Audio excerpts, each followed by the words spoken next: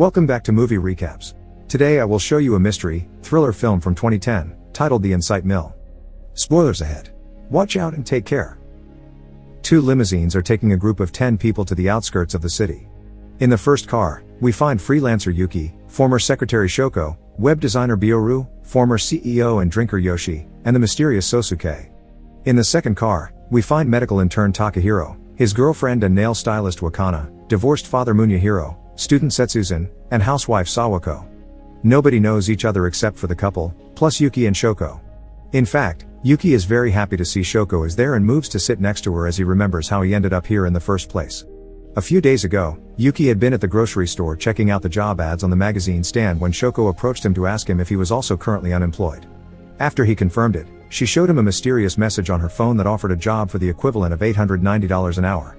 As strange as it sounded, both of them ended up applying. Some hours later, they arrive at the building of the Interactium Foundation experiment, and a voice on the car speakers reminds them that they will spend 7 days there to gather psychological data while being monitored by cameras 24 hours a day. When the group enters the building, the same voice continues to give them instructions. No questions will be answered during the experiment, all their belongings must be left inside the lockers by the entrance, and this is their last chance to leave before the experiment starts. The whole group accepts to keep going and goes downstairs to the living area located underground. As soon as they enter the room, the door is locked behind them, officially starting day 1. They find themselves in a dining room with a clock on the wall that counts how many hours of the experiment are left, a mysterious number under it that keeps going up, a map of the facility, a table with a meal ready, and a set of figurines in the middle of it. They're 10 little Indians, like Agatha Christie's story. These figurines are 5 men and 5 women, matching the participants. While the group has lunch and introduces themselves, one of the figurines begins talking. It welcomes them to the Paranoia house and introduces everyone to Guard, their assistant.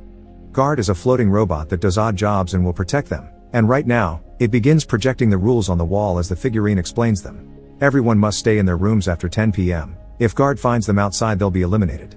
If a crime occurs, they must solve it. The one person conducting the investigation will be the detective, and once a solution is proposed, everyone must vote on it. If the majority agrees, the criminal will be put in prison by Guard. The experiment ends in 7 days or when only 2 people remain. The group is weirded out by these rules and all the mention of crimes. Yuki points out they just need to live normally for 7 days, but Nishino thinks there may be a psychopath among them. Still not wanting everyone to panic, Yuki requests everyone should agree not to harm each other, but nobody looks very willing to accept the deal until Ando cuts in to back him up and remind everyone that this is an exercise to build trust among strangers. The figurine talks one last time to tell them about the card keys to their rooms on the wall and declares their free time begins now. Fuchi and Bioru begin by washing the dishes, and by watching Bioru's clothing, Fuchi can guess she's hiding scars under her sleeves and she's got a child. Before Bioru can deny or confirm it, they're interrupted by Nishino, who accuses Fuchi of being the principal that appeared on the news for behaving inappropriately with a student at her nursery school. Fuchi denies this and Nishino apologizes, but Bioru is clearly uncomfortable now. Meanwhile, Maki is approached by Osako, who offers him a deal. In the case of trouble, he and Tachibana will always vote for each other, so they already have an advantage. Osako wants Maki to join their team, and Maki says he'll think about it. Once again, Nishino interrupts the conversation, claiming Ando looks a lot like the serial killer from Nara and Iwai is too similar to the Aoyama Street attacker, but nobody takes him seriously. After looking around and finding a bloodstain on a wall, Ando goes to the rec room to have a drink. Yuki approaches him to thank him for backing him up and, guessing Ando is an alcoholic, he stops him from drinking by giving him the tips that his own father, who was a former addict, used to manage to quit. In this room, they also find a box filled with detective items and a huge collection of mystery novels. When the clock is about to hit 10 p.m., the voice from the speakers reminds them to go to their rooms. The participants find that there is no lock on the bedroom doors, but there's a mysterious box for each of them that can only be opened with their card keys. Yuki opens his box and finds a fire poker with a note referencing a Sherlock Holmes story that used a poker as a murder weapon. Scared, Yuki puts it all back before going to bed. On the morning of day 2, Yuki wakes up to find Shoko standing next to his bed, asking him if he's opened his box. But their conversation is suddenly interrupted by screams coming from the hallway. Bioru has found Nishino dead on the floor from 5 gunshots nobody heard. As the mysterious number in the dining room begins raising pretty fast, Yuki can't help noticing that Iwai chuckles when he arrives and sees the body. Panicking, Yuki asks the cameras for the experiment to end, but Maki points out it's actually starting. Ando has found Nishino's card key on the floor, so they use it to check what is inside his box. A dented green capsule and a note explaining it is cyanide is used in a Gideon Fell story. Some noises outside alert the group again and they run out to find guard taking Nishino away to a special room with 10 coffins, one of which closes as soon as Nishino's body is put inside. Osako is realizing all of them must have a killing tool in their boxes when the voice on the speakers reminds them a solution is needed. The detective, the criminal, and the corpse will all receive double pay. Refusing to live 6 days with a killer, Osako decides to become the detective and accuses Iwai of being the criminal because Nishino had called him the Aoyama street attacker. Yuki protests, reminding everyone they should be trusting each other and looking at the facts instead of throwing random accusations. But Osako still calls for a vote and Tachibana, Maki, and Fuchi vote in favor of his theory, especially Fuchi, who points out Iwai arrived late and wasn't surprised to see the body. Yuki, Ando, and Bioru vote against it, and because Shoko abstains from voting, Osako's team wins. This causes guard to activate, pick up Iwai and take him to the jail room, where he's locked in after being tased. A few moments later, Yuki checks his box again and is shocked to find the poker has been changed for a gun. Then the group decides to look into Iwai's box but they find it empty, making them think the murderer may still be among them. Later, while they're alone in the kitchen, Yuki decides to trust Shoko and tell her about the gun. She believes him when he says he didn't do it and apologizes to him for having dragged him into this wicked game. Afterward, Yuki finds Fuchi entering Shoko's room. She's brought the magnet from the detective box and uses it to try to open the box, but it doesn't work. Unaware that Maki is overhearing them, she starts searching the room for the gun, explaining she's caught on the Agatha Christie reference on the table and advising Yuki to look after himself because only those with the strongest will to live can survive. When night falls and everyone goes to their rooms, Yuki checks the gun again and discovers it has all its bullets, meaning no shots were fired. When a light appears outside, both he and Maki take a peek from behind the door, noticing guard doing its rounds. Meanwhile, Fuchi finishes reading the novel she's taken with her and is frustrated because the last page is a cliffhanger.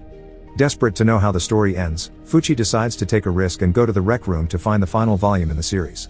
But she barely takes a couple of steps before Bioru finds her and kills her with a nail gun. On the morning of day 3, the group finds Fuchi's body, so Ando and Shoko check her box only to find it empty. Tachibana begins panicking while Ando notices the mystery number on the wall getting higher at a very fast speed again. Suddenly, Maki accuses Shoko of being the killer because last night, he saw a woman's feet fleeing the scene. Trying to protect his girlfriend, Osako lies and says he saw it too, causing Yuki to argue with him again. But this time, Osako goes further and reveals his weapon, a knife, which he uses to threaten Shoko into showing them her weapon. Yuki rushes to get between her and the knife and Ando comes forward too to try and disarm Osako, but he's pushed away. Osako finds Ando to be suspicious too, not understanding why a man his age would sign up for this job, so Ando has no choice but to confess. It turns out his son had participated and died in this experiment 6 months ago, so he came to see for himself what happens here. Now he's seen how everyone behaves, he has no doubts his son and the other members of his group tore each other apart. This also means this isn't the first time they conduct this experiment. Later at night, Ando recruits the others to start patrolling the corridors. He's memorized guard's patrol cycle, so they should be able to avoid it. Yuki and Shoko end up patrolling together, so she takes the chance to thank him for defending her earlier. She also tells him she's been watching him all along and that he's a coward but only because he's kind. Suddenly, guard's alarm starts blaring, so Yuki and Shoko have to run away when they notice it changing its cycle. Once they're safely hidden in the dining room, guard calms down and goes away. Then Bioru shows up for the shift change, but she's alone because Tachibana hasn't shown up. She's actually in the coffin room getting busy with Osako. When she remembers her shift is up, she rushes out of the room, leaving Osako alone to be crushed by the suspending ceiling. On the morning of day 4, the group finds Osako's body and quickly guess what happened when they see the blood on the ceiling, but they can't see a switch that could have activated it anywhere. When the ceiling suddenly shakes a bit, Ando and Yuki run outside and find Maki with a remote control in his hand. He swears it wasn't him and he just found the control as he runs into his room to grab his own weapon, which is a crossbow. Ando dodges an arrow just in time before Yuki tries to disarm Maki, but at that moment, a grieving Tachibana shows up with an axe and kills Maki before ending things for herself too. The number in the dining room is going up even faster and it's finally revealed why. The experiment is being streamed and the number indicates the amount of viewers. The 4 remaining participants check Maki's box and find the note explaining the crossbow is a reference to a Philo Vance story, which means Maki really did find the remote control around. And since Tachibana obviously wouldn't kill her boyfriend, that means Osako's killer is still among them.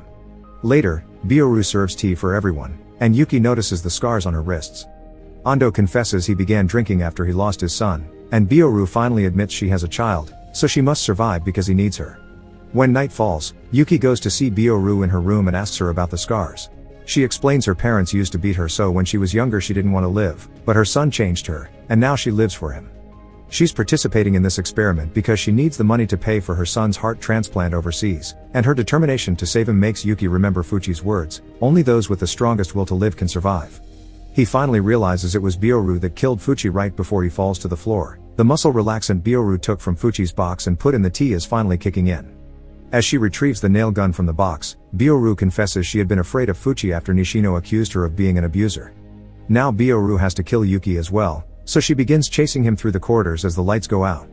Yuki has to drag his body through the floor because of the muscle relaxant, making it easy for Byoru to catch him, but before she can do anything, Guard shows up. Yuki pushes her off him and runs into the nearest room right before Guard shoots Byoru, which is the final clue Yuki needs to figure out what's going on before passing out. On the morning of day 5, Yuki meets with Shoko and Ando, who had also fallen victims to the muscle relaxant. Yuki explains that Guard killed Byoru and there was no criminal, the same happened to Nishino. The pill in his box had been dented, meaning he tried to bite it to end things. He wanted the death bonus, so all the money could go to his children. Most likely, he had wanted to die, and the Foundation sent him to be the first victim. That's why he spent the first spreading rumors to rile them up. The group reacted exactly like the Foundation wanted, searching for a killer that didn't exist. The voice from the speakers accepts Yuki's solutions, giving him double bonus pay for them. There's still one killing unexplained though, Osiko's crushing. But Yuki doesn't want to play anymore. He thinks they should reject the game and wait for time to run out. He leaves his gun on the dining room table to show his trust, so Ando does the same by leaving his graver, but Shoko doesn't join them. On the morning of day 6, Yuki finds Ando inspecting the gun and Shoko making breakfast. Ando has finally figured out that the number on the wall represents viewers, and it becomes higher every time someone dies, so the streaming revenue must be how they pay the participants. Later that night, someone takes the gun from the table. On the morning of the last day, Yuki discovers the gun is gone, so he goes searching for his friends. He can't find them in their bedrooms, but the most shocking discovery is finding the jail room open and empty. There are also screens inside that allow prisoners to watch every corner of the building. Then, Yuki finds a trail of blood and follows it to find a bleeding Ando inside an open coffin. Suddenly, someone attacks him from behind. It's Iwai, who escaped the jail room when the door opened on its own. He didn't kill Ando, but he admits to having killed Osiko as revenge for sending him to jail. The remote control had been his weapon, so when he saw Osiko alone in the coffin room on the cameras, he didn't hesitate to press the button. Then he threw the control out, and that's how Maki found it. Hearing him laugh, Yuki realizes that of all of Nishino's accusations, one had been true. Iwai is indeed the Aoyama street attacker. Iwai begins beating Yuki up, demanding to know where the gun is, then tries to kill him with the graver. Yuki manages to push him off before running away to the dining room, where he notices there are only 5 minutes of the experiment left. Iwai quickly finds him, but before he can do anything, Shoko shows up with the gun and points it at his head. Remembering that Ando had messed with the gun, Yuki asks Shoko not to shoot, so Iwai takes advantage of the distraction to push her away and steal the gun. However, when he shoots it, the gun backfires and kills him instead. Yuki guesses Ando had altered the gun, which makes the figurine announce his pay has been doubled again and Ando also gets a bonus for being the criminal. Furious, Yuki destroys the figurine at the same time it begins announcing game over. At that moment, the doors open, and as Yuki and Shoko leave the building, Ando opens his eyes. He actually never died, he just put blood on his chest and mouth to pretend to be dead, which explains why his coffin never closed. At the building entrance, a Foundation employee is waiting for Yuki to give him the bag with all the money he won. Yuki takes it and asks Shoko to come with him, but she has a final confession to make. She works for the Foundation as well. Her job is to increase the number of viewers, which is why she let Iwai out of prison and put the gun in Yuki's box. The reason why she invited Yuki to participate is that cowards always do well in the experiment. This doesn't explain why she helped him though, and when Yuki asks her that, she refuses to answer. After Shoko leaves in a car, Ando joins Yuki and both men begin making their way home on foot. As a final act of refusing to fall under the Foundation's manipulation, Yuki throws the bag of money away. Make sure to subscribe and turn on notifications so you can watch more videos like this. Thanks for watching.